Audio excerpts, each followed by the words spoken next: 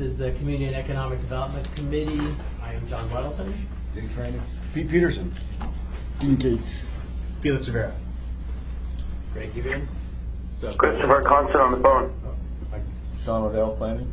Mandy Honest, Clerk's Office. Colleen and Luann, interpreters. Chris Schutte from Economic Development. Michelle McNulty, Planning. Phil Steyer, GH Electric. Ryan Yell, Planning Department. Chris Escher, RCP Box. Pat Wilbur, Judd. Jed Smith, Alcohol and Marijuana Control Office. Kevin Tubbs, I'm Executive Director of Cookie and Shop. All right, thank you. So today we've got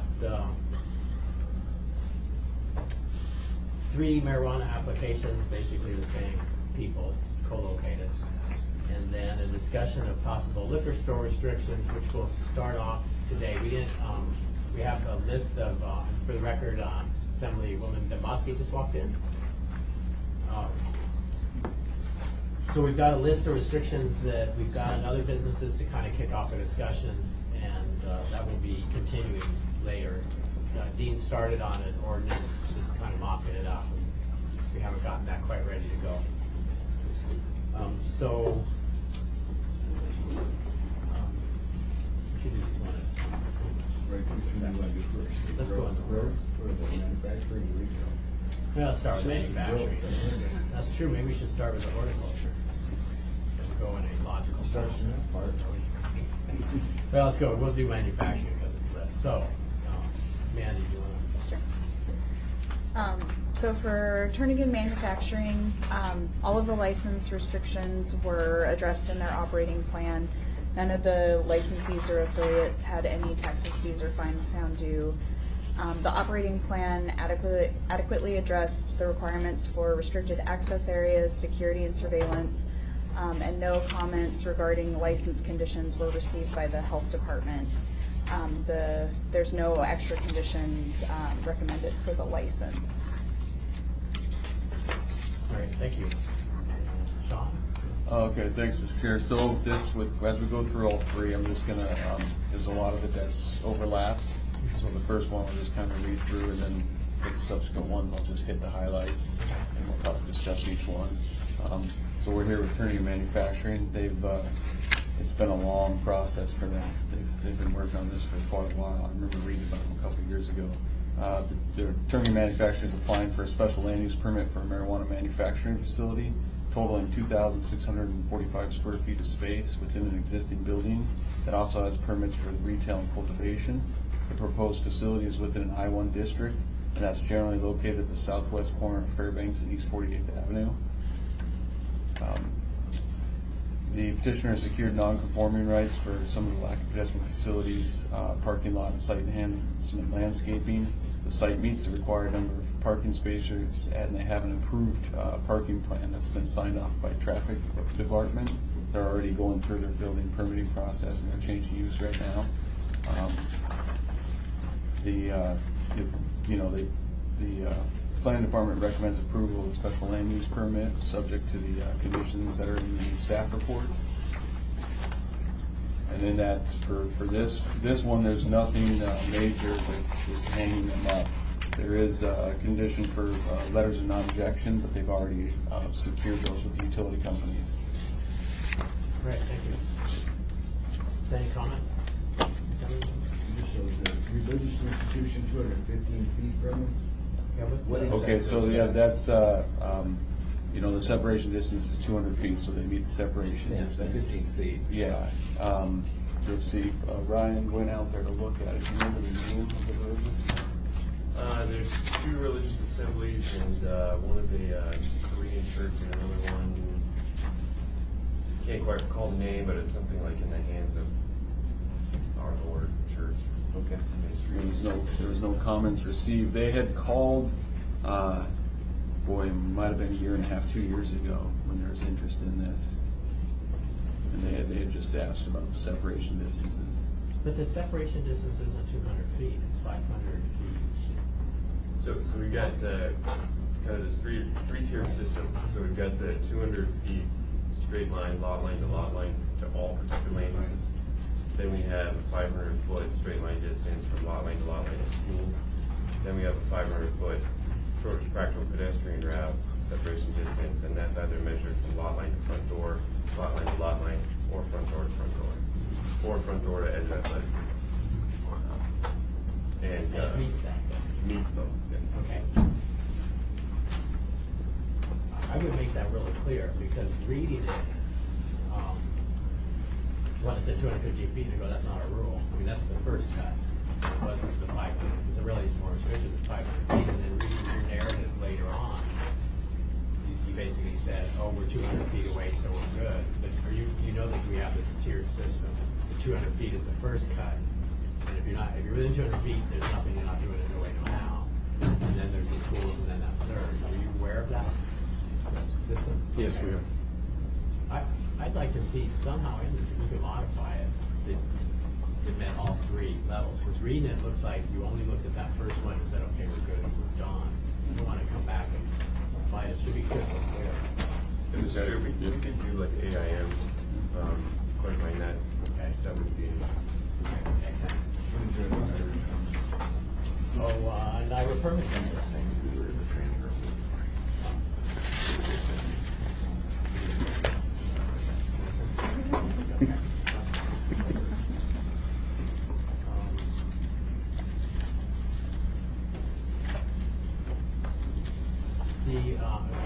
I guess I wanted to just comment, you moved the public entrance on the south side, so you're not facing residential, which is. To keep it overlooking the industrial. And then, just to highlight something that was of interest, which we haven't seen, we've seen a number of these things. And so, you've got some kind of commitment here in writing that you will establish a college scholarship program and summer and winter camps for underprivileged kids. Correct. This is fairly unique in our experience. It's not really necessary for your effort. No, it's not, but we're doing this not just for ourselves, but also to lift people up. We believe that we can be a positive influence. Okay, well, it's clever. Good luck with that. Hope it works. Some CO2, which is good. Yep.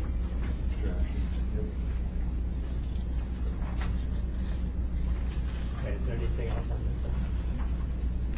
No comments to this, Ira?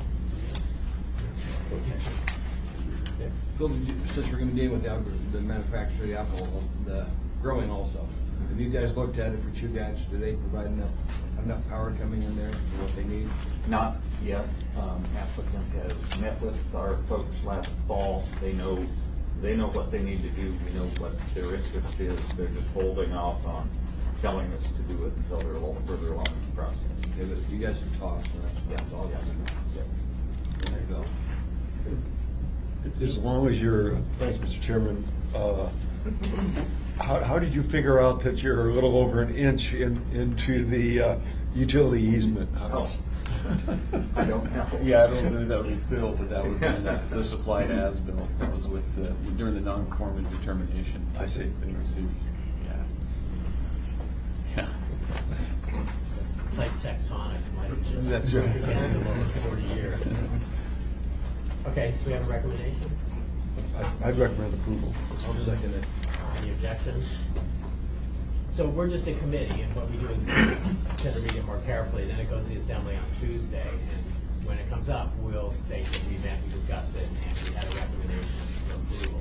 So we're just part of the assembly, so the whole assembly will vote on it. Okay? I would suggest you show up at the assembly meeting. Sometimes applicants don't. There may be a question, and somebody's not here, we'll have, so it'd be good if you show up to the meeting. Okay, yeah, we plan on Okay, so next up is the horticulture, cleverly named. THC grow. So as Sean said, there's a lot of overlap, so similarly, all of the license restrictions are addressed for all three, because they kind of deal with the full facility.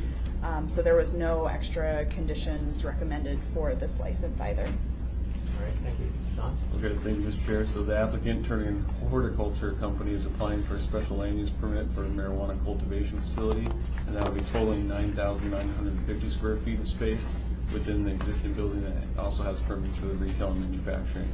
So the proposed facility is within an I-1 district, generally located at the southwest corner of Fairbanks and East 48th Avenue. All the same parking and non-conforming rights have been established for this as well. And as we just discussed earlier, they're working with the Triac Electric Association to resolve the power. And I believe after, if they get approval, then they go forward with that. Okay. Great, thanks. Any comments? Just on the odor, just keep in mind the odor, any complaints we have usually for odor related stuff, just pay sensitivity to that if you would, please. Thank you. How noticeable is steam dust odor? From time to time, it's noticeable. That could overwhelm. Smells pretty good though. Not bad. So question, because you are so close to residential, there's extra restrictions. If you would change the hours of your operation, I think there's a trigger. If you change them a little bit, it's just administrative, but it has to come back to us if it's changed because you're so close to residential. And I don't have that in front of me. Ryan, could you read that to me?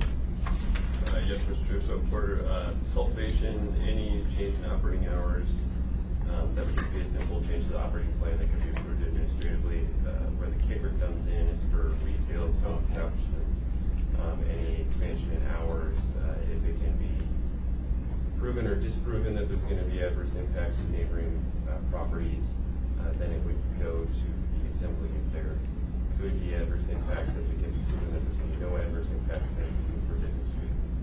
Okay, so it just affects the retail. And the reason that jumped out is because I was looking at your hours. You proposed 9 a.m. to 5 p.m. Monday through Friday, which is surprising in our experience with kind of growing operations.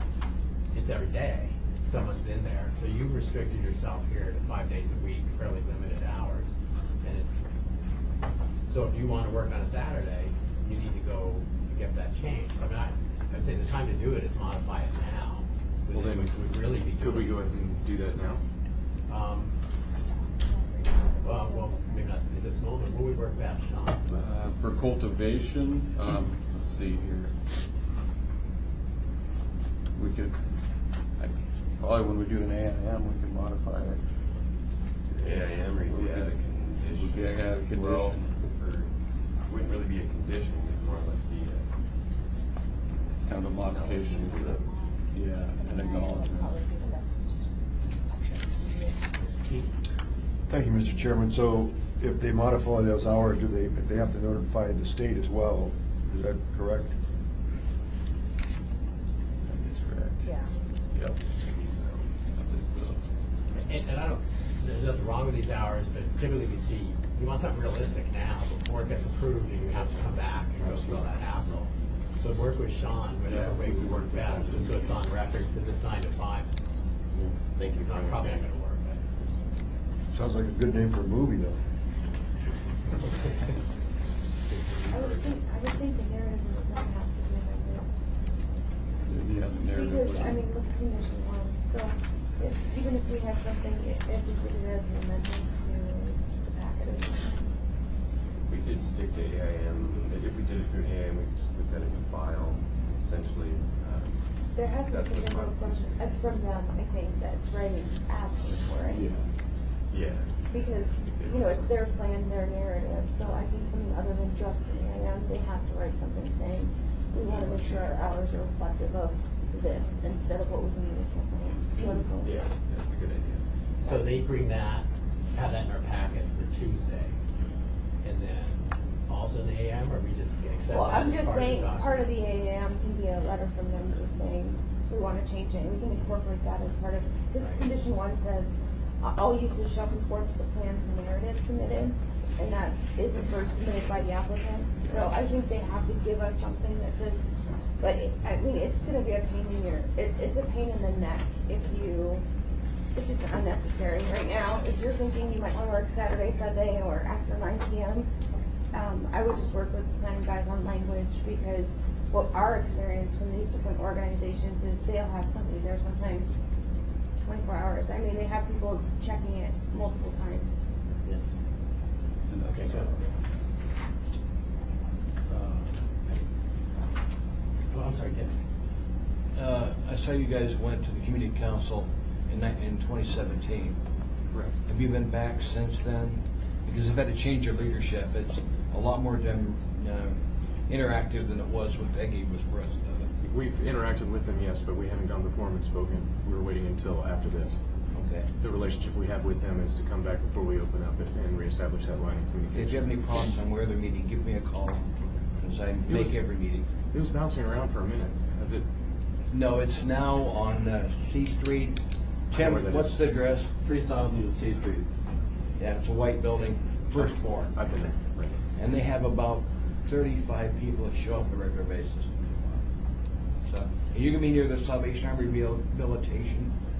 Repeat that? The Salvation Army Rehabilitation Center's there on Correct. 48th. Correct. Have you talked to them at all about this? We have, yes. And I was under the impression that they've actually closed or they're in the process of closing that location. Okay, thank you. Find out. Anything else? There, you're gonna use 2 500-gallon holding tanks. Correct. Is that, we saw a case way early where they were doing it because they thought they had to be really careful with the amount of water they use. Is that your intent or is it just part of your process? It's part of the process. We're basically just removing the chlorine and fluoride out of the city water. Okay, okay.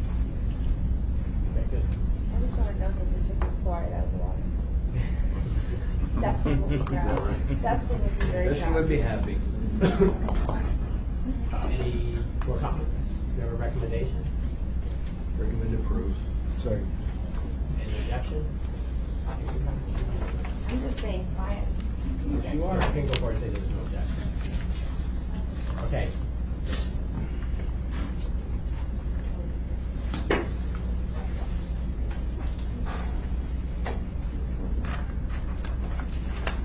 Okay, so the next one is the retail. Mandy? Yep. Similar to the previous two, there was no extra conditions recommended for this one either. Okay, thank you. John? Okay, thank you, Mr. Chair. So the applicant, Turning and Herb Company, is applying for a special land use permit for marijuana retail establishment totaling 313 square feet of space within an existing building. It also has permits for manufacturing and cultivation. This facility is within an I-1 district located at the southwest corner of Fairbanks and East 48th Avenue. They have a snow storage agreement. They have the parking, approved parking plan, and the non-conforming rights for the landscaping. There's no extra conditions that were placed on the retail side of things.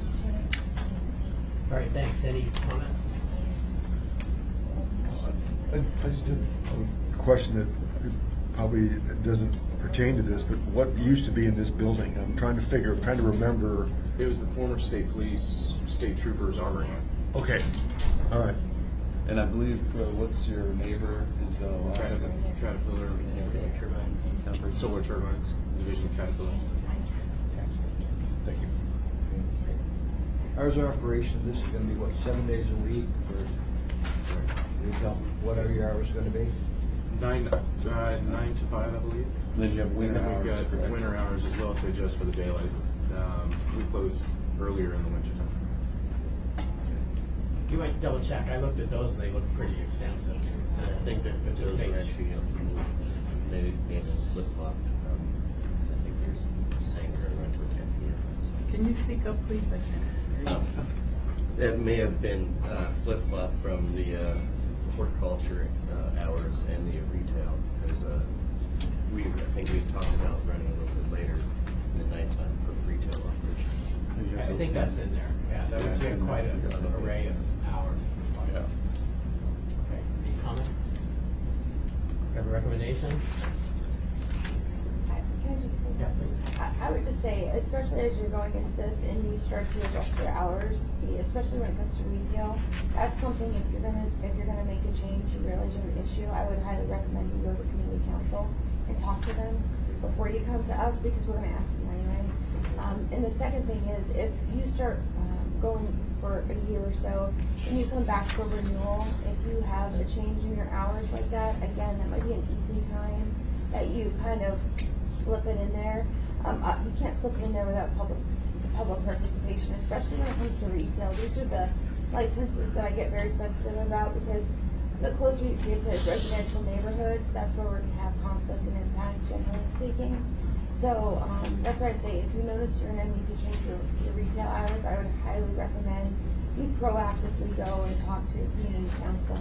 But as the renewal process and all those things come up, the planning department's really good about helping, if you need adjustments, but that might be an easy time to do it rather than an extra step if you need it.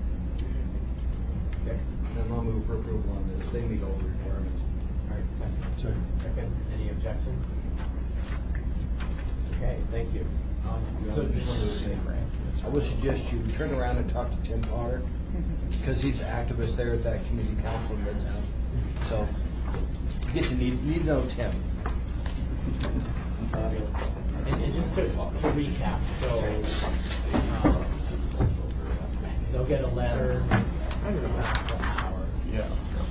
And then you'll write some kind of AIM about separation distance. Clarify that, yep. 500 feet. Yep. Okay. All right, good.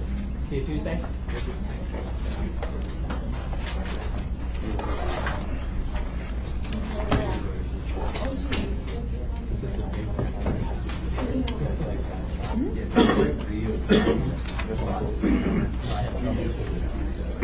Well, this I think I can make out, but I may just.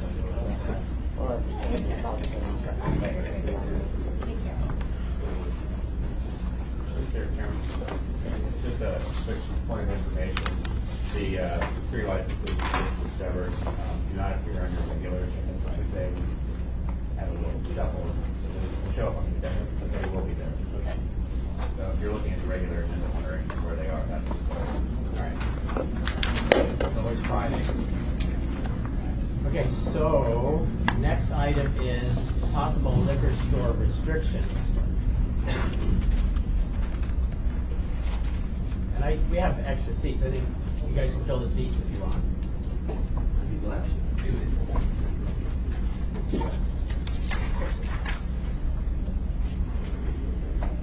And just starting this off, I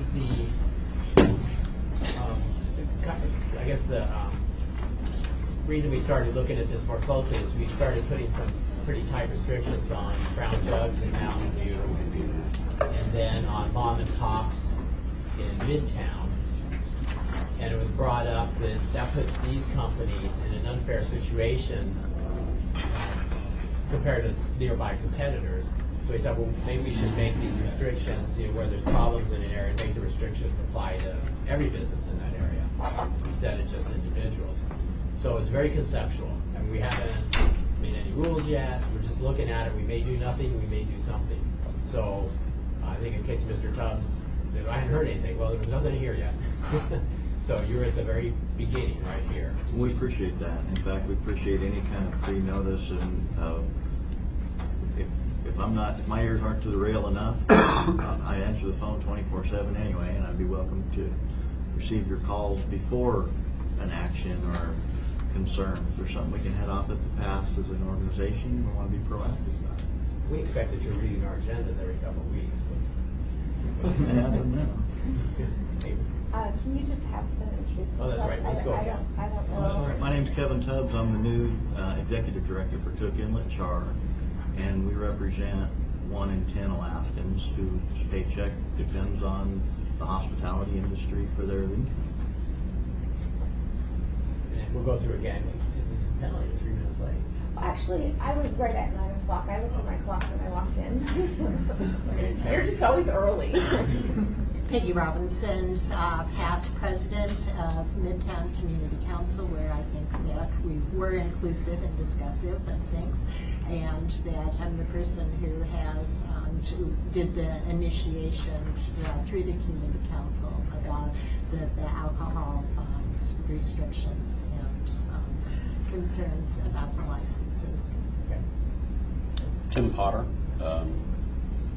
member of the Community Council and actively working with Peggy opportunity to try and address issues that Midtown is being hit with from an alcohol abuse standpoint. And then we'll go around, Chris.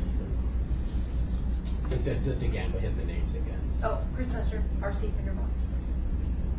Erica Wilbur, Crown Job. Pete Hansen with Alaska Char. Jed Smith, the Alaska Alcohol and Marijuana Control Office.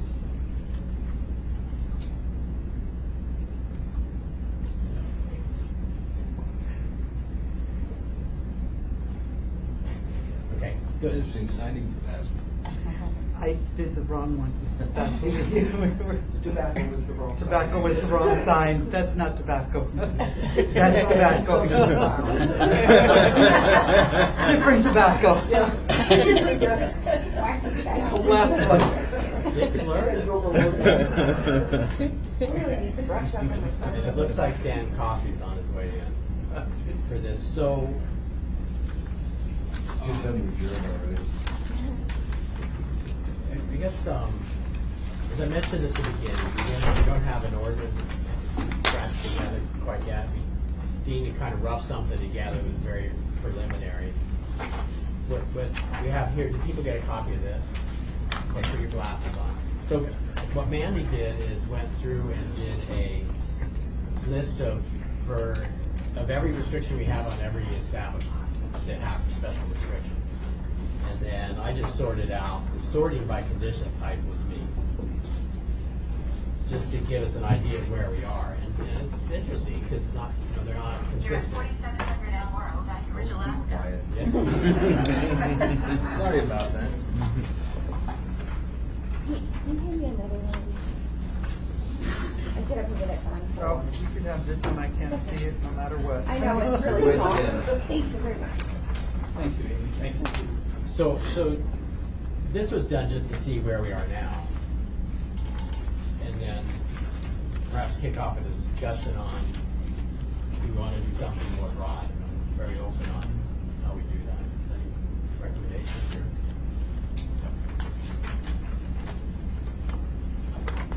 Go to walk down. I was gonna say, it is kind of small print, but,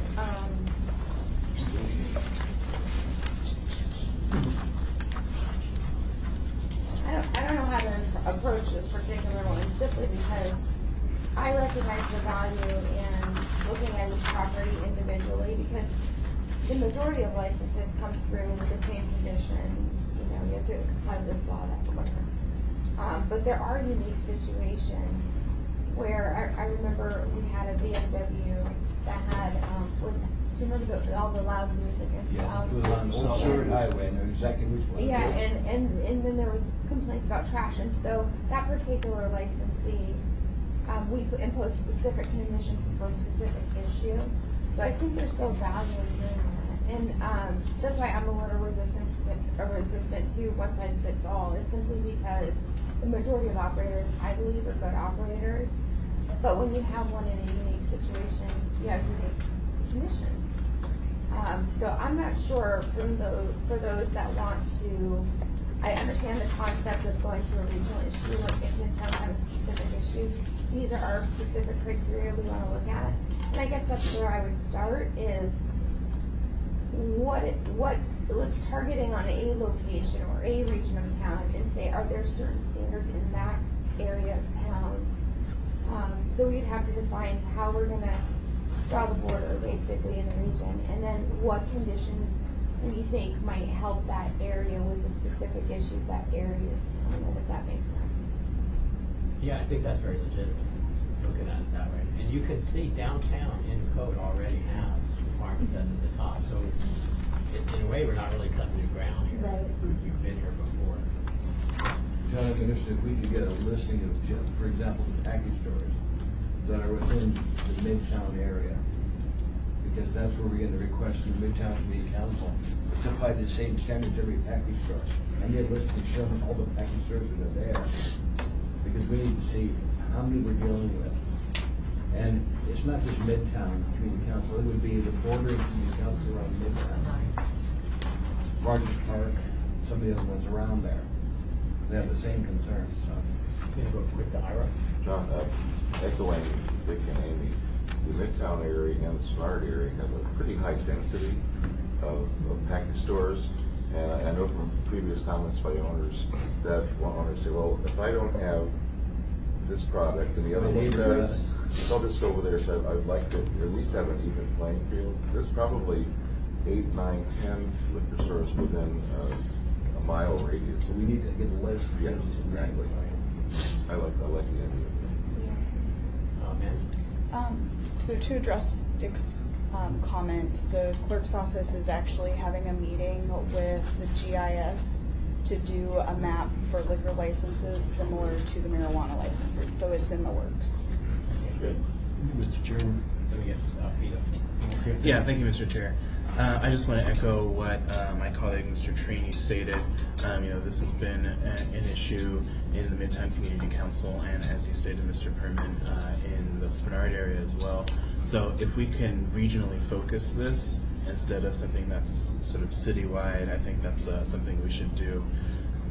If this is something that Mountain View and downtown, well, downtown already has theirs, but if Mountain View wants to look at, they have a great template with what Brown Jug did, and so they could look at that for their region if that's something they're interested in. And actually say, I think our comments here on this kind of thing are really directed towards Dean to mock up a potential ordinance that would focus, how we would do it by area, how would we define an area, and what potential list of optional restrictions we might have. Mr. Chair. Chris. Thank you. I just want to echo that I think it's wise to be as targeted as possible, especially towards areas that we've had trouble with. And I'm glad to hear that the industry is here because I want them to understand that these restrictions are going to come either specifically to individual licenses or in the area more generally. And so I want them to know that their participation is important because it's going to happen one way or the other. Okay, good. And we have Pete. Thank you, Mr. Chairman. And looking at this list, the thing that came to my mind yesterday when I was trying to read all this was that most of these conditions, I think, were put on these licenses because of a problem that they had or a problem that was anticipated.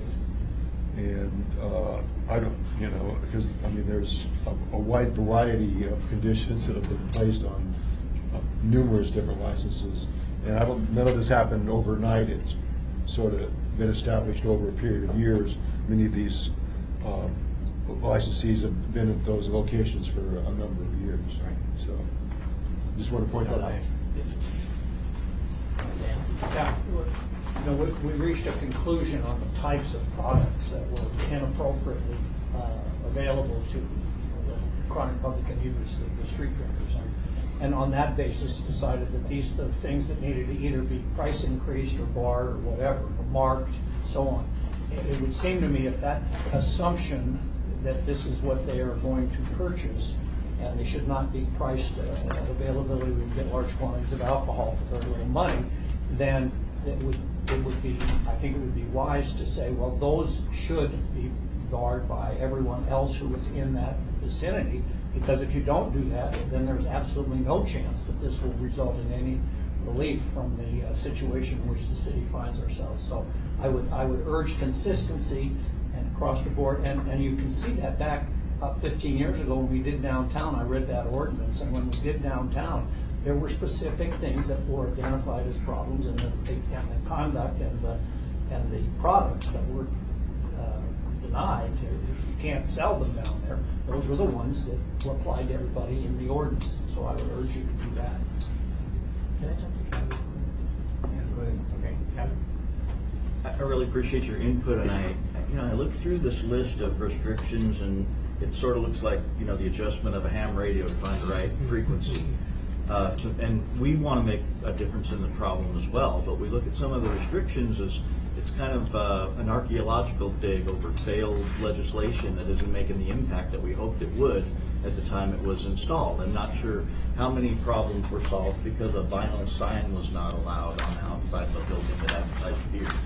Or one of the things that I'm concerned about is, we're talking about size restrictions. And since I was a liquor license liquor store owner in Midtown, I'd like to give you an example of, I don't know if there's ever a review of the legislation after it is changed to see if there was any effect.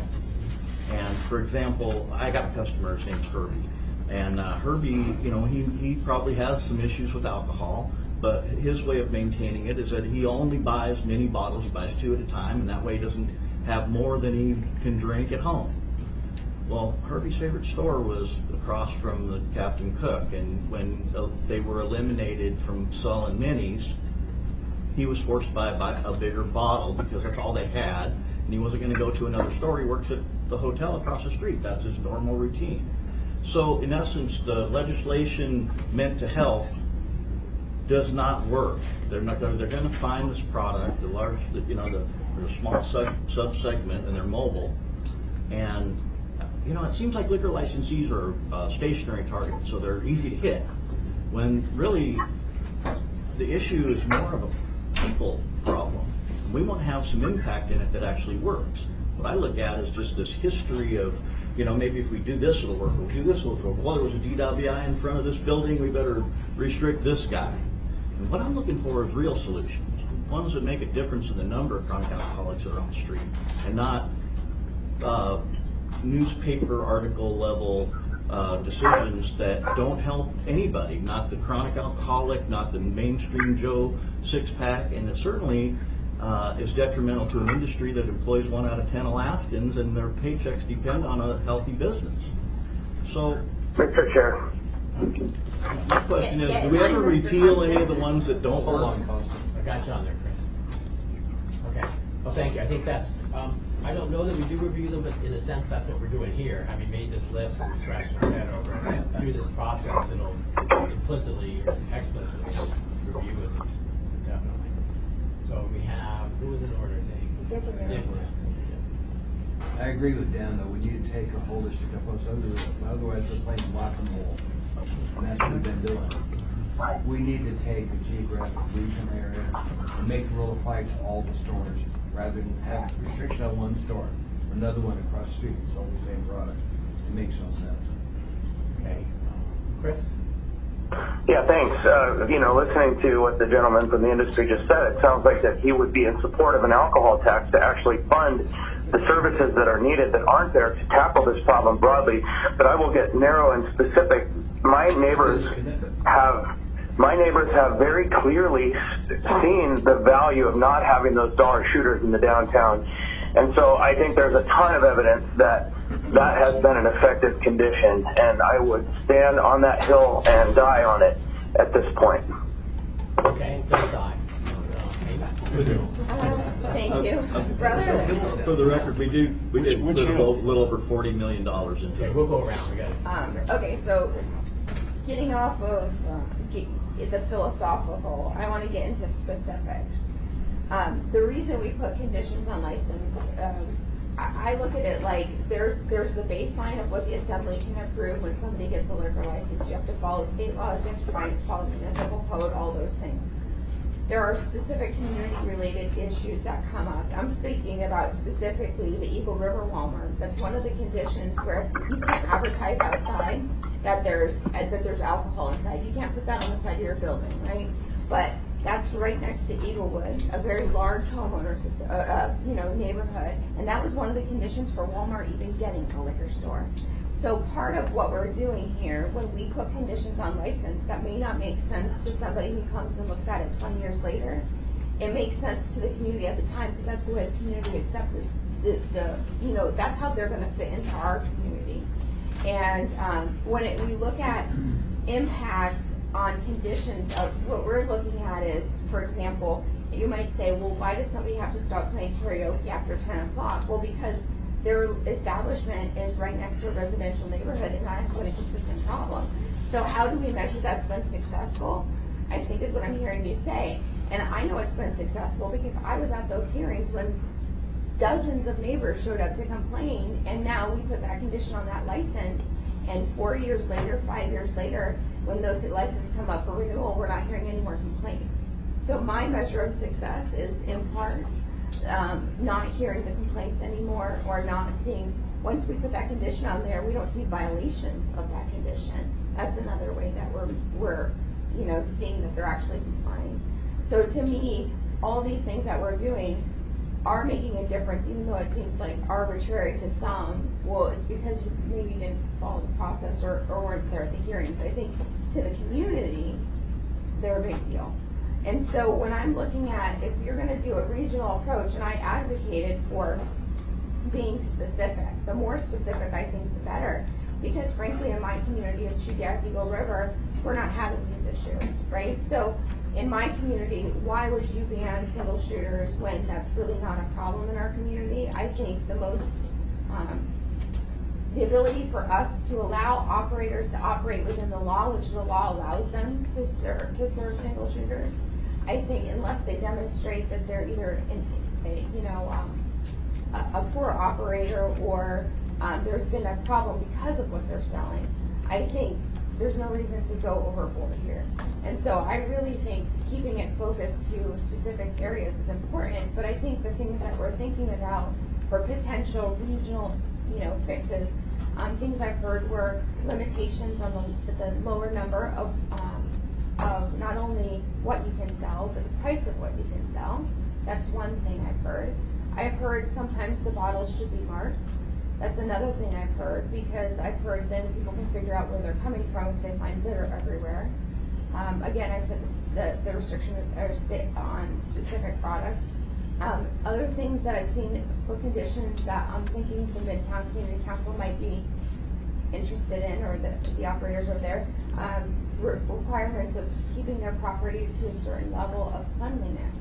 There's some operators that are required every hour or whatever to go around the building and pick up trash. I'm not advocating for that, but I'm saying that's maybe one of the factors we could consider.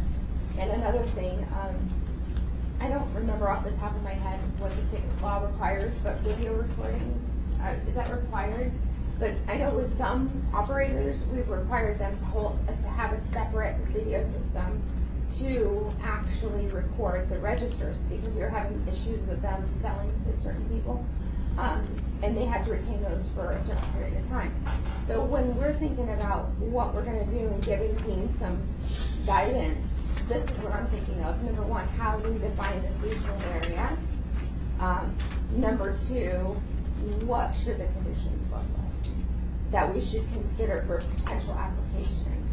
So that's kind of what I was thinking this meeting was going to be about today, is to give ideas of what maybe those specific restrictions should look like. Right, and that's fine. I think we could do that. And this is a starting list too, because we have some of that, like the videotape is on it. So, go, Peggy?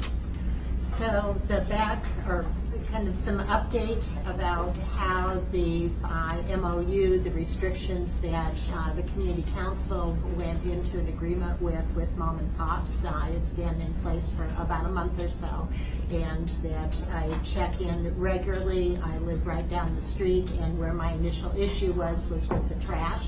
First of all, there's a whole lot less liquor trash on the roads than there had been.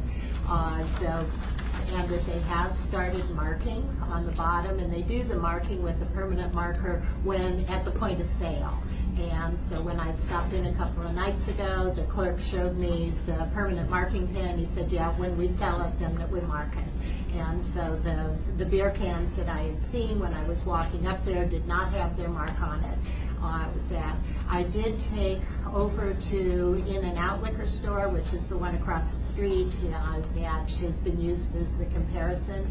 About a month or so ago, gave him a copy of the MOU saying, this is what we've agreed to with mom and pops. This is what that you can expect us to come forward with next year when your liquor license comes up for renewal, that our protest, and it would be, we want to both, prep you for for that now, but if you can start working towards this, that would be great. He did request a meeting with us, and so that there were 4 of us there in a meeting with him, and to talk about it, some of the things that he was agreeable to do right then.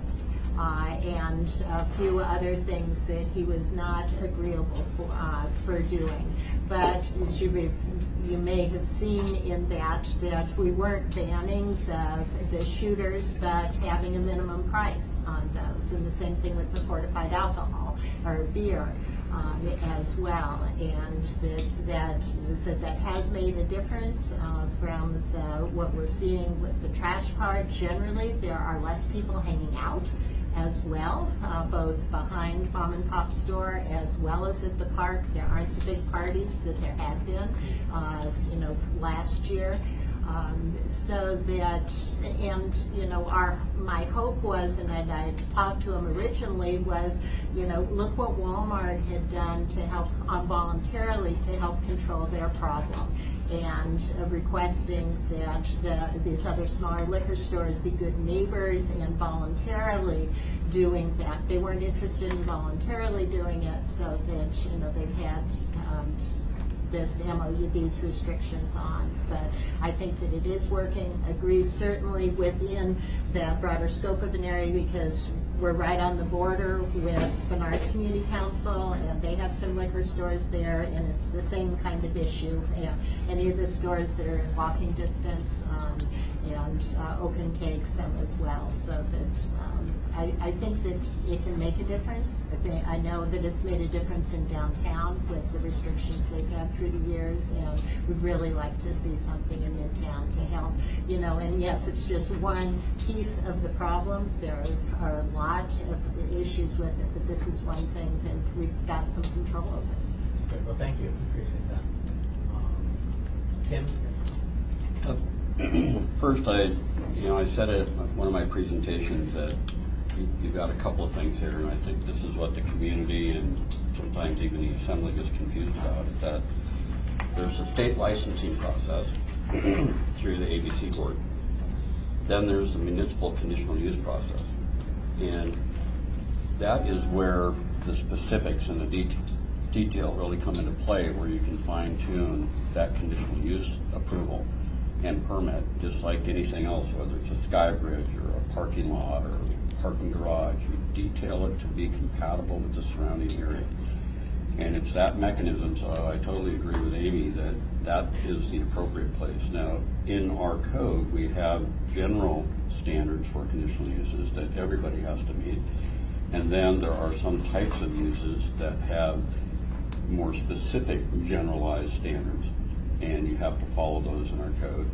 And then the Planning Commission for most conditional uses and the liquor conditional use permit that the Assembly acts on can be drilled down into even more and have more specifics and fine-tune. So I totally agree with that. I'd echo that what Peggy said is actually happening. I go by almost every day and look at your strip of lawn and see what's going on and what's happening at Bering Street Park. And it's been an interesting dynamic, and we did meet with the owner of the In-N-Out Liquor.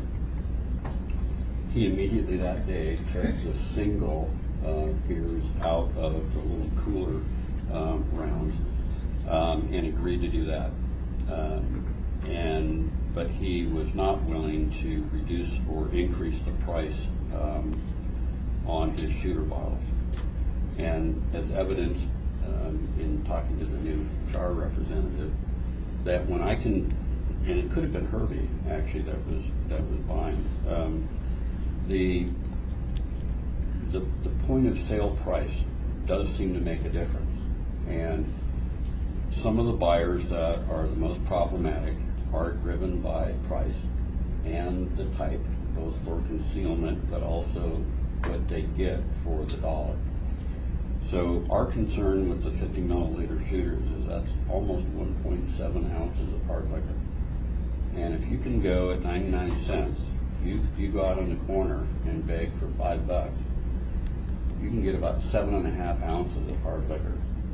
which can whack you out pretty good, at least it does me, and most people, and that's a problem. And you get change back, just like one with Donna. There is a price relationship, and the industry, in my view, has to participate in understanding that that business is not good for you. There might be money made on a day-to-day basis, but it's not good for you. And it will be problematic. Now, I know that you pay alcohol taxes, and I'll bitch at the state right now, that the state gets the money and then doesn't do crap with it. And that's a related issue, but we're not gonna fix that here today. But most of the operators are absolutely legal, not breaking the law. They're doing everything they can, and we recognize that. And Peggy and I and Midtown Community Council are not trying to put anybody out of business, but we want the operators and the owners to understand that what they do and how they operate does have a very significant impact on parts of this town. And that burden gets shifted over to the rest of us who have to hire additional security. And is it your problem? Not necessarily, but we are all in the same community, and that problem blossoms and becomes everybody's problem. And we'll participate to the level we can, and we need your help participating.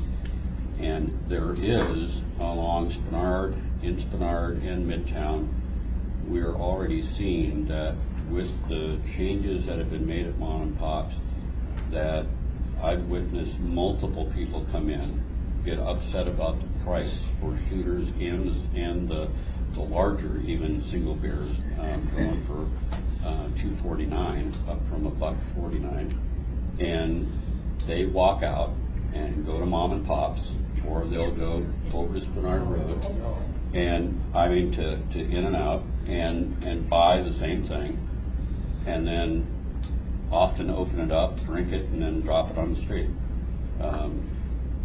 The dynamics of what the specific product is changes.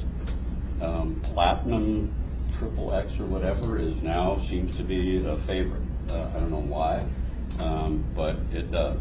You know, it used to be pop-off vodka, but now it's platinum. And Steel Reserve beer. I saw another, and it wasn't from mom and pop, it was on your lawn. Yeah. Thanks, so let's get some, we've got Dick. Gene, as you're working on this, please take a look at the restrictions we put on marijuana. I want to treat alcohol the way we treat marijuana. As far as safety concerns around the store. As Amy was talking about, I want the same condition. Somebody's making noise over here. Okay, it's like, sorry, I missed you. I want, Dean, as you're looking to work on this, as it comes to the store, package stores, I want the same restrictions we apply to marijuana to apply to alcohol stores. As far as security required with video cameras and cleaning up the area, because we've had good relationship with the marijuana industry. But the only avenue we have is conditional use process here. Alcohol license controlled by the state. But as we look at the conditional use process, I want those restrictions to be put on these package stores. So as you're working on this ordinance, please take a look at the marijuana restrictions we put on. Because we had complete control over that. I think we did a good job. From what I've seen from the industry, they've been working with us on it. Okay. If you would, please. And the reason I'm concerned about it, because Tim, you were talking about Midtown. They're changing the Sears Mall to the REI Mall or whatever they're going to call it now. Midtown. I'm told cars want to put the liquor store in there again. They're going to have to go through conditional use process. And I intend to be there as we're dealing with this alcohol issue, because what I don't want, because it's going to be an upscale liquor store, I don't want the homeless to come in there and get some shooters and drop them out along Northern Lights. Me neither. Because I got a call from Denny's. They're concerned I have to shut that place down because of the impact of the homeless drinking there. And I want to make sure that doesn't happen. All right, thank you. Thank you. Dan? If I may have a quick response, Mr. Trainee, I will definitely keep that in mind as we work on this ordinance. But we don't want to combine marijuana area restriction ordinance for this one. But we consider whether we should do another one for marijuana area restrictions as well. There's some kind of. I wish we had the control on alcohol that we have marijuana. work better for us.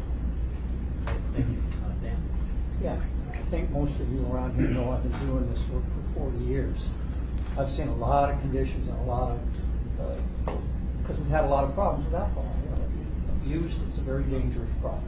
I understand that. That's usually why when things come up, I'm sitting in rooms like this making an agreement with the folks who are concerned and we'll reach some sort of resolution. What I worry about here is the flip side of this. There's an obligation of any government that imposes conditions and restrictions and so on individual businesses. I mean, we're regulating the prices of businesses right now. That's getting pretty deep into a business model. I supported that when we did it here with mom and pops. But I would urge the Assembly to understand that you need to address the people who are really causing the problem, who are the drinkers on the streets. And that problem, in my view, across the board has grown and grown and grown. All you got to do is go down to the parks and the camps and find out what's there. I was talking to John Rod, the parks director, the other day. He says, I said, how are you doing? He said, well, the only thing we're doing is cleaning up the messes. The only thing the Parks Department is doing is cleaning up the messes. And they're done here, and then they go there, and then they come back here again. So when are you going to address that? And I know it's a very difficult and almost intractable problem, but I had to say it because it's not all on the mom and pops and the other industries. Gentlemen behind the table. You know, it's a community problem that needs attention.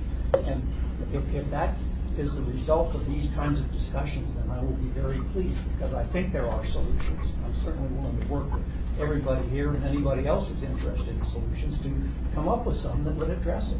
And part of the problem is we don't get any of the $40 million in liquor taxes that are down in Juneau. We never get a nickel of it back, ever.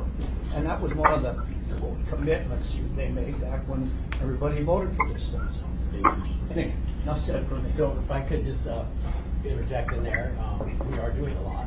No, not enough, but that is the Homeless and Public Safety Committee, and we're more the Land Use Committee, so we're looking at additional. Well, do you guys talk to each other? You're welcome to come next week on Wednesday, I think. Yeah, next Wednesday. Okay. Mr. Chair. Respond to Dan for a minute. Okay, go ahead. Dan, all we're really doing now is turning the bed down.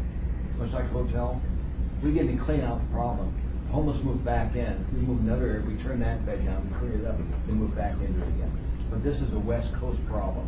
Every city from San Diego to Los Angeles to Seattle. Seattle's given up the fight. There, the city mayor allowed 100 homeless to move into City Hall because they don't know how to deal with problems. It's a problem we've got in society. Try that and have them move into the assembly chambers, then maybe there's No, I'm thinking solution. the City Hall we've got, let them move in. I know, that's what I'm saying. Go ahead. Thank you. Sorry to interrupt, Mr. Chair. Ira? I'm glad to hear what you're saying, that things are working a little bit out there in Midtown and making the same thing. I do a lot of driving around, and that's an area I'm pretty frequently, and I have noticed fewer of the big 24-ounce small cans that are usually in that neighborhood. Similarly, down at the dog park, down on there are a lot less folks hanging out. Where they're hanging out right now is at the corner of Northern Lights and Spinard on that brand new little handy bench that was installed along with the redo of the Spinard Road. And at any given time, there's a half a dozen to a dozen folks out there having a great grand old time all day long. And they're getting their liquor just by walking across the street to Brown Jug. Brown Jug's following all the rules. They're checking all the stripes and they're doing everything. But as soon as that liquor bottle gets outside, it gets passed around. And we do have litter out there. You can tell where it's from because Brown Jug has the big white bags with the big brown thing on it, and they're the ones flying in the breeze. They're the ones filling up the trash can at no time flat. There's a bus dump there. I don't know how to deal with that because they are following the rules, but it's all piled up. The same thing is happening, of course, over in Mountain View at the Federal Credit Union for the city. Put another one of those nice long, 50-foot long, sit down, enjoy the day benches. I'd love to hear the wisdom of the body and others on just how to deal with that. We did put lots of restrictions on the Brown Jug there. That was an image that kind of spurred us when kids having to walk by a road. It's ever since we remodeled Spar Road, it's worse than ever. So there are the bus, I see banks there. Yes, we'll work on that, right? So I'm sorry, Felix, did you have? I didn't know, but I think No, Mr. Chris Constant does. did want to. Chris, what you got? Chris? Yeah, you know, this is a great conversation. I think that we continue to butt up against the reality that money is the struggle that we're facing. You know, Dick has pushed hard a number of times and been beaten back by a number of forces. When we all look around and say, what are we doing? You know, we're doing a ton. John, I'm glad you said that, because I get super frustrated when I hear people say we aren't doing anything or not enough. We're doing as much as we can afford to do. And, you know, it's rational that the parks will tell you all they're doing is cleaning up camps, because that's actually their piece in the mix. Although there could be more. They aren't social workers. They aren't treatment providers. And so until we get to the point where we're providing or driving people towards some kind of a treatment or intervention, we are going to continue just doing the whack-a-mole game. But that's better than nothing. And again, I support coming up with a list of really clear conditions. And I think that we should model it off of the conditions that we're in. I think it's the mom and pop conditional use. And we should tie it not to general areas of the whole city, but only to areas where we have hot spots of complaints. That's at least my 2 cents. Thank you. All right, thank you. Any other comments? Francis? Yeah, I mean, for the purpose of the discussion, it's hard to control people's personal or social decisions because they have free will, especially when it comes to addiction. Yeah, I mean, you can create new rules, regulate and all that, and offer treatment, but ultimately it comes down to personal, choice. You can't control people. Title Anchorage Municipal Code, Title 1050 is the alcohol license regulations in the municipal code, and you change those, then it applies community-wide, or it applies to however it's written, right? So that's one sort of lever to pull in creating new rules that would apply to all licenses across the municipality, or, as you said, the sub-areas.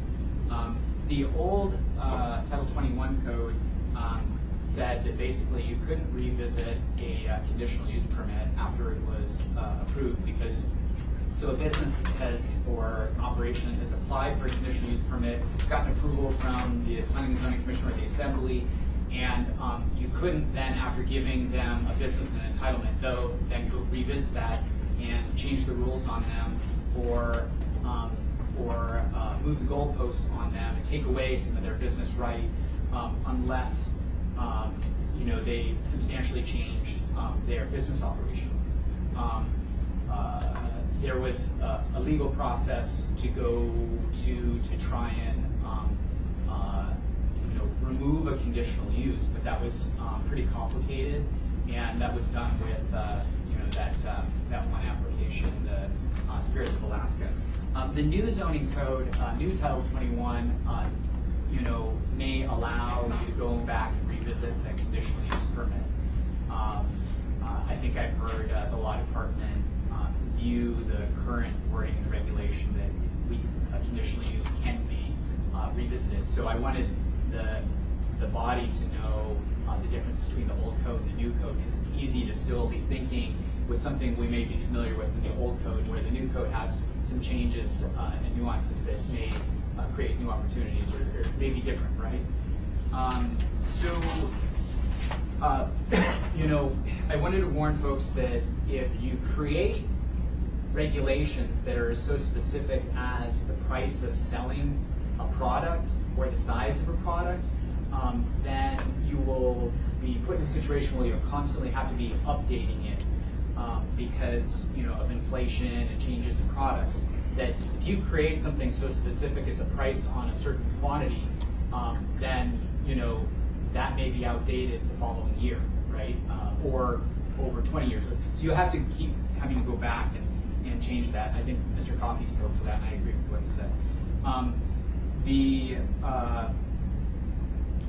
If you create different rules based on different areas of town, then you could run into a situation where two businesses across the street from one another would have a different set of rules.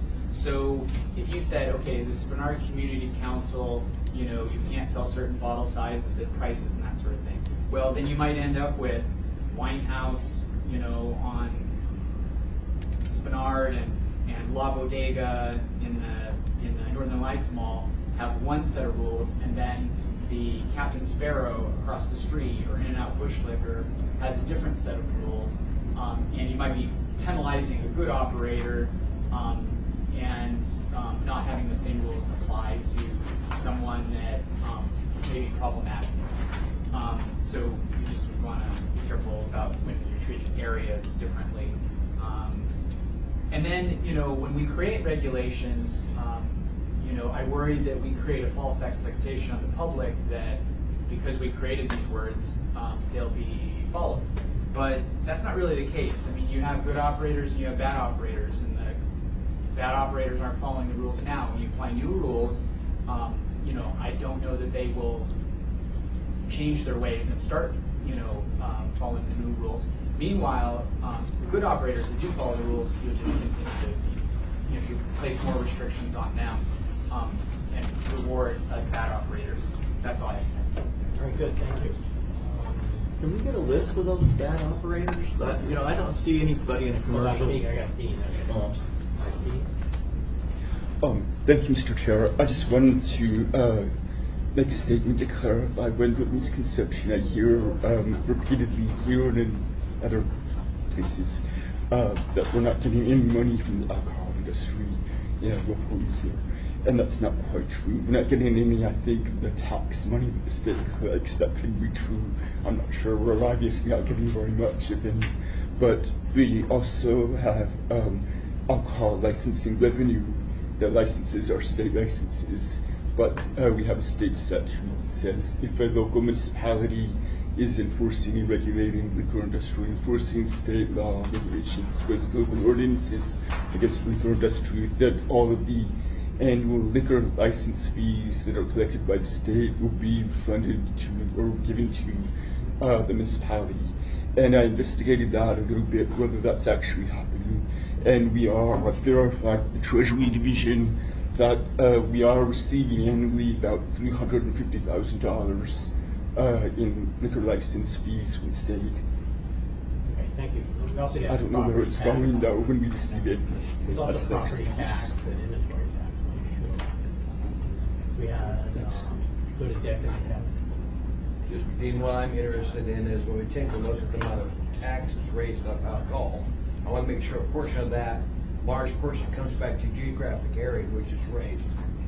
I dare to argue with you that it's not coming back to this town in the same amount the tax, not the license fee, but the taxes were collected here. The state is walking away from that responsibility. They use it for whatever they want. I want to see a good portion of that money, because we fought that battle in Juneau where the industry agreed to be taxed. I want to see what portion of that money comes back to this city. Bravo. I won't argue with you about that tax revenue. Sorry. All right, Cap. I agree with you wholeheartedly, and we'd be supportive of helping get some of that money from the general fund back to Anchorage where it was generated. My group is licensees from Birdwood to Wasilla, so I believe that the money was raised on that premise, and it's been a huge bait and switch issue ever since. So, I think it's important to, and we would work closely and have, I understand historically, been in support of doing just that, to stand up and get those dollars back that we deserve to get to solve this problem. The other thing that we haven't touched on is, each individual license and each individual business has a resale value. And every decision that you make regarding restraining the trade of that individual licensee is directly relative to the value of his business at the time of resale. If my store is across from Jimmy's store and Jimmy can sell minis and I'm restricted from it, or if I'm prohibited in a certain way, the value of my business, even though the gross may be competitive, the value of my business suffers because of the additional restraint on my permit. So it's a domino principle, and I'd like for you to consider the long-term ramifications of these guys who are in business. We talked about good licensees and bad licensees. I look around and I see pretty responsive, even though, we've talked about In-N-Out Liquor, and they've even done some proactive things to try to help out. And I look at citizen corporations like Brown Jug, who initiated huge citywide cleanup efforts, and spent a great amount of money out of their tills to solve the problem, even though the problem is really people. You know, it's not an industry. With industry takes a great amount, of over $40 million this year in taxes alone. I would say that's a pretty responsible amount of money to put forth toward the effort. It's just not happening. So, how can we help? But I mean, that's what it comes down to. How can we make a big difference in what the real issue is without restraining the trade of individual licensees? All right, thank you. I hope you go for a walk with these two and they could show you what their community concerns are. You can kind of visualize. I would just kind of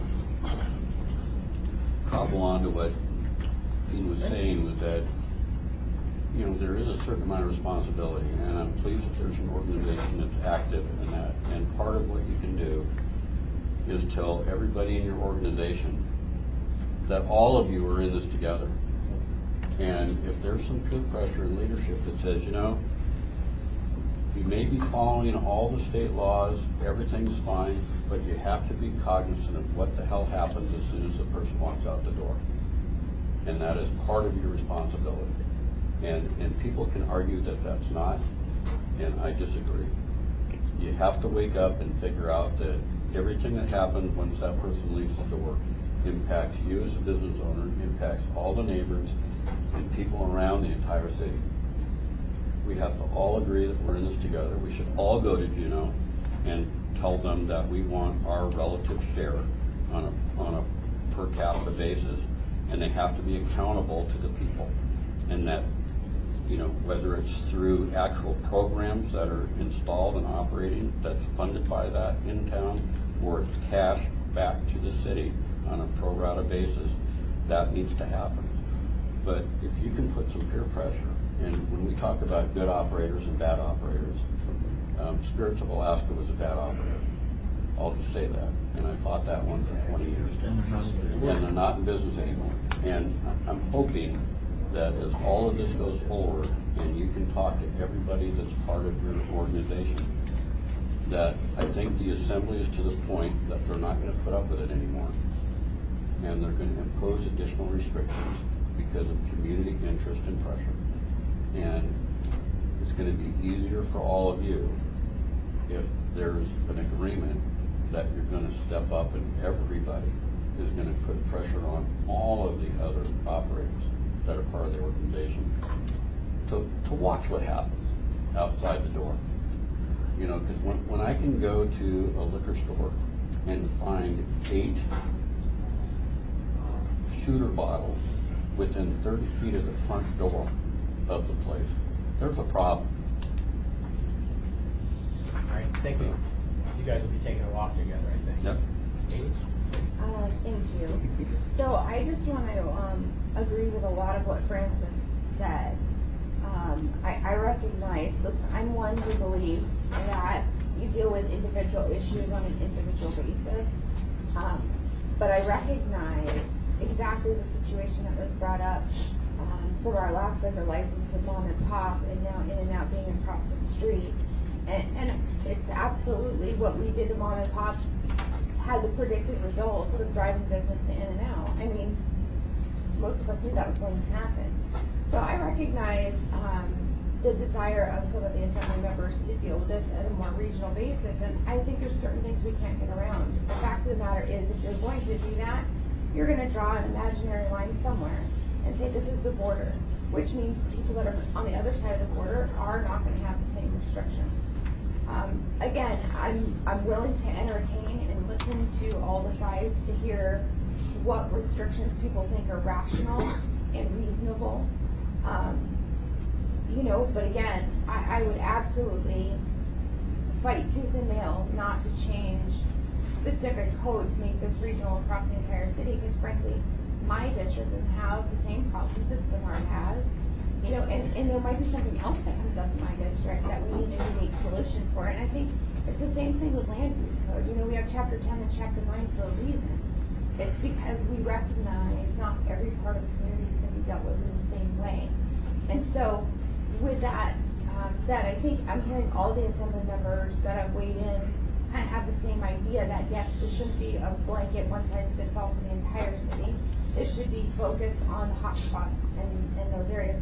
So I just go back to, I'm trying to, through the conversation, hear what the different potential conditions would be. And I'm trying to, because I think that's what Dean needs to, I think that's what Dean needs in order to develop whatever it is. And This is Mandy. and I keep going back to what are those restrictions? Is it marking bottles? Is it point of sale price? Is it sale? And I think when it comes to point of sale price, I think Francis makes a great point. I mean, are we going to change it every year, or is it more rational if you're going to do that to make it a size restriction? I don't know, but that's what I'm trying to hear from other members. I think that does outline what we're doing. We're getting near the end. Can I go, Chris, did you have, we're getting near the end, anything to add? Chris on. Yeah, on the idea of the price, I think that what we do is we just set up a semi-regular, maybe biannual review of these things as a general class and update them to match the market forces, because at this time, a bottle under $10 is kind of the standard, where in some neighborhoods you can't sell a bottle under $10, and it just makes a lot of sense, where that might not make sense in a couple of years when those bottles cost $12 anyways. And so I think just a consistent review process, because if you look at this list of conditions that are currently in place, some of them are absurd, right? You will comply with your construction permitting, right? Construction was done 10 years ago, so that doesn't make sense. We just need to be better stewards of the conditions that we place upon these things. We have a responsibility as well. Okay, good, thank you. I just want to go, we have Mr. Wilbur from Brown Jug, you've been listening in. Do you have any comments or want to weigh in on anything?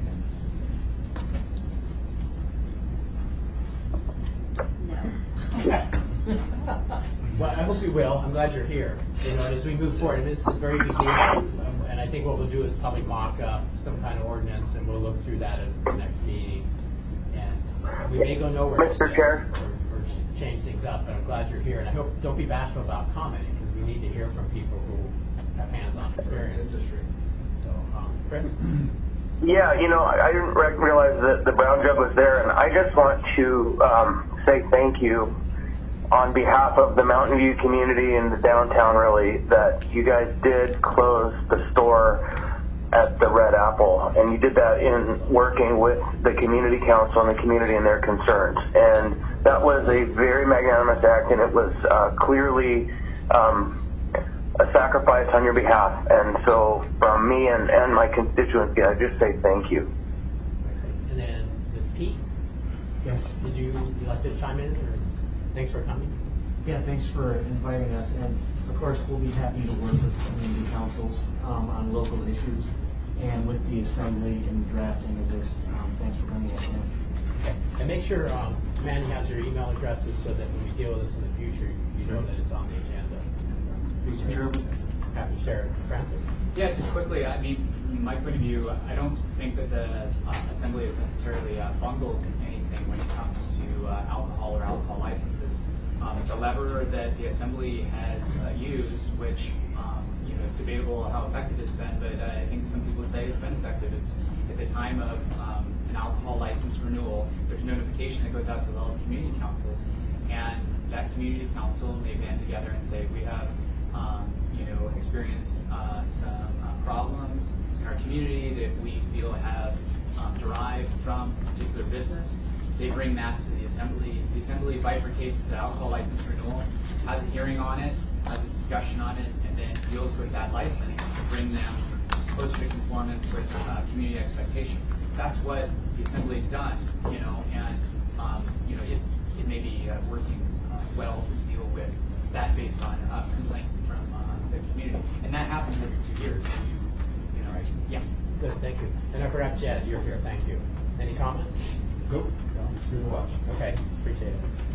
So, Dean, did you have? I was just going to mention that the draft ordinance that I'm working on it's going along the lines of things that Mr. Dombrowski has mentioned in terms of establishing an imaginary line where these restrictions are going to apply. And I think it's important we have very deliberative process where the assembly will be looking at, so what is the problem they're trying to address within an area, and you look at, well, chronic inebriates and the negative secondary effects of their alcohol use and the area where it's occurring, and then being able to draw lines around that area. I don't think it's going to be easy to do that. You know, you need to develop a record to say why this is where we're applying these restrictions to all of the licensees within the area. And I don't think you can just establish that by going along with the community council boundaries, right? Because one boundary is right down Arctic Boulevard and you have the liquor stores on one side and the other. So you need an area that's defined. That's kind of the direction the ordinance is going in terms of the process to establish restrictions. Okay, thank you. So I think that's the way we're headed as we go, or we are heading that way, is working towards, at our next meeting, having a very rudimentary draft of an ordinance that would say how we might define areas. We can work on that. And then a list of various restrictions, and starting loosely with what's on this list and what we've done in the past, which would include the recent mom and pop restrictions. And then just go through that, and then kind of tear that apart and move around. I think we can capture everything. Is there any other, I think, things like the price issue would be part of that too? Most of the comments today have been specific to the Midtown Spenard hearing. I do this body. I don't know at the moment whether there are additional issues out there in Mountain View or downtown, but I do know that right now that Midtown, and it's, you can pretty well define it. It's bounded by Fireweed, A Street, as far as International, Minnesota, a little spur down Spenard Road toward the airport. And that's Seward Highway. Not C Street, Seward Highway, because you want to get in the Sears Mall. Oh, the Sears Mall, okay, well, sure. But what's happening is you have people sleeping, especially this time of year, within the vicinity of an alcohol package store. They wake up in the morning and they get their breakfast, and then they're off to the nearest. They drink their breakfast. They drink their breakfast, as it might be, and then they find a place to stay on that corner or elsewhere, and it's within walking distance of a competitive number of competitive stores, and you can see them going around from store to store doing the shopping. And I've sort of watched this closely. My office is on the Wells Fargo building, 4th floor, and I look right out down the Northern Lights Boulevard, just live in that area. It's just amazing how many folks are living, sleeping, not just down on Campbell, Chester Creek. Looking C Street right across from your building. Yeah. Right at that intersection, they're sleeping right there in the green area. Yes, right in the red corner. Yeah. So it's a very strong correlation between where they sleep and walking distance to a regular store. Build a dense, walkable community. Yes, you're doing a great People live, work, job. and play without having to drive. Is that right? Thank you, Mr. Chairman. I guess it depends on what your definition of play is, but the first job I had in Anchorage, and some of you probably heard me say this before, was working downtown at the Anchorage Times, and that was 38 years ago. And in those days, the paper was delivered on weekends in the morning and afternoons during the week. And so the first time that I had to show up at early in the morning at the Times, I'm driving downtown and I see a large group of people standing out front on 4th Avenue, and I'm going, well, what are they doing? There's 30, 40 people just standing there, some of them sitting, some laying. And so when I saw a couple different crowds in front of a couple different locations, so when I got to work, I asked some of the people that had been working there for a while what was going on. They said, oh, the bars have to close at 5, they have to be closed for an hour, they open back up at 6, and so the people just wait out front for them to reopen, and then they go back inside. And so some of the bars in those days were de facto homeless shelters. And so it sort of swept the problem under the rug until we changed the hours of operation to, closing 2, 3 in the morning instead of having to be closed from just 5 to 6. And so this is not a new problem. We've had this problem for probably as long as we've been here. And so, trying to find a solution, even the minimum improvements is difficult. But that doesn't mean we shouldn't try. All right, thank you. Have we given Dean enough guidance here? Do you have enough guidance from us to continue working on something? And would you have time to have it for the next meeting, which is when? 2 weeks. 2 weeks? I think so. Okay, very good. Dean, one last thing, please look up when we can look at somebody can look at a conditional use process. Because Francis said we can only do it once every 2 years. I think we can open up conditional use process anytime we think there's a problem. So take a look at that and give us some strong definition from a legal point of view. Planners have their own view of the world. My concern is with the legal view of the world. All right, thank you. And for anyone who's worried about the broader social problems, we have a brand new committee that meets for the first time today at 12:30 at City Hall. That is the Health Policy Committee, and that's, I think, one of their main things is look at how we deal with the opioid crisis, but also alcoholism and so on. So committee by committee, we will solve it. Anything else from anyone? All right, thank you, everyone. Thank you.